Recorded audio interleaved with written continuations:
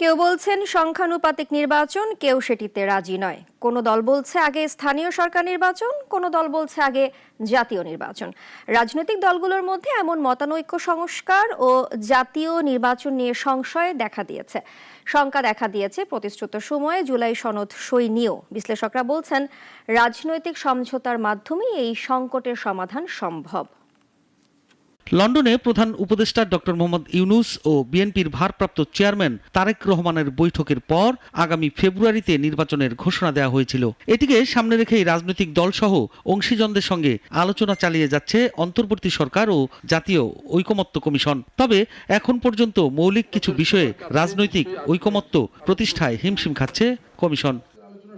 মোটা দাগে তিনটি বিষয় ঝুলে আছে আলোচনায়। বিষয়গুলো সমাধান না হলে আগামী ফেব্রুয়ারির প্রথমার্ধে জাতীয় নির্বাচন অনুষ্ঠান নিয়ে সংশয় কাটছে না। কিভাবে এবং ঠিক কখন জাতীয় নির্বাচন করা যাবে সে বিষয়ে রাজনৈতিক দলগুলোর মধ্যে বেশ দূরত্ব রয়ে গেছে। এই দূরত্ব থাকার বিষয়টি স্বীকারও করেছেন জাতীয় ঐকমত্য কমিশনের সহসভাপতি অধ্যাপক আলী রিয়াজ।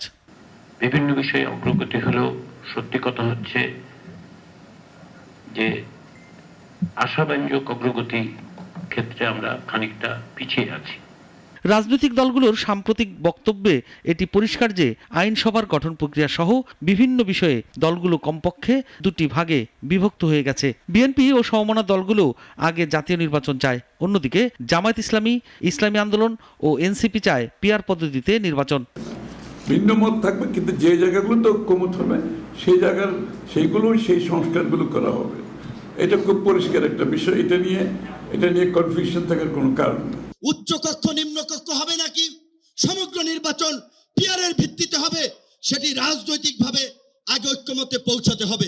আমরা যদি ঐক্যবদ্ধ থাকি আগামীর বাংলাদেশে আর কোন ফ্যাসিস্ট কোন নামে কোন ব্যক্তিকে সামনে রেখে কোন দলকে সামনে রেখে এই বাংলাদেশে দাঁড়াতে পারবে না। আইনসভায় দলগুলোকে প্রতিনিধিত্বকারী সদস্যরা কি প্রক্রিয়ায় নির্বাচিত হবেন তা নিয়েও আছে মতভেদ। বিশ্লেষকরা বলছেন রাজনৈতিক দলগুলোর মধ্যে সমঝোতা হলেই এই সংকট নিরসন সম্ভব। যদি প্রাতিষ্ঠানিক সংস্কারগুলো করা যায়, নির্বাচন কমিশন যেটা বললাম, তারপর হচ্ছে যে জেলা প্রশাসন যখন নির্বাচন কমিশন দিতে কাজ করবে এবং রুল অফ ল, এই জিনিসগুলো যদি এস্টাবলিশ হয়, আলটিমেটলি আস্তে আস্তে আমরা ডেমোক্রেটিক গুড ডেভেলপমেন্টের দিকে আমাদের গণতান্ত্রিক উত্তরণের পথে যাবে এবং র্যাডিক্যালি এটা চেঞ্জ হবে। পরবর্তীতে যখন আরো কিছু বছর পরে যখন এটা মনে হবে যে আসলে আমাদের প্রফেশনাল রিপ্রেজেন্টেশন দিকে যাওয়া উচিত, হ্যাঁ, তাহলে আমরা সেটা ইনক্রিমেন্টাল ওয়েতে, মানে ধাপে ধাপে আমরা সেদিকে যেতে পারি।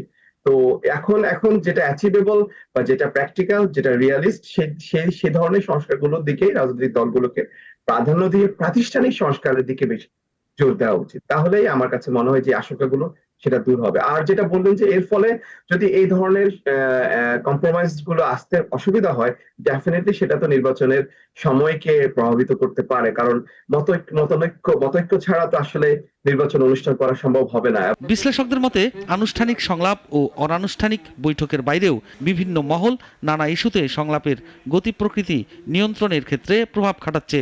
এতে করে ঐকমত্যে পৌঁছানোর চেষ্টায় গতি আনা যাচ্ছে না। সাইফুল শাহীন, নাগরিক, ঢাকা।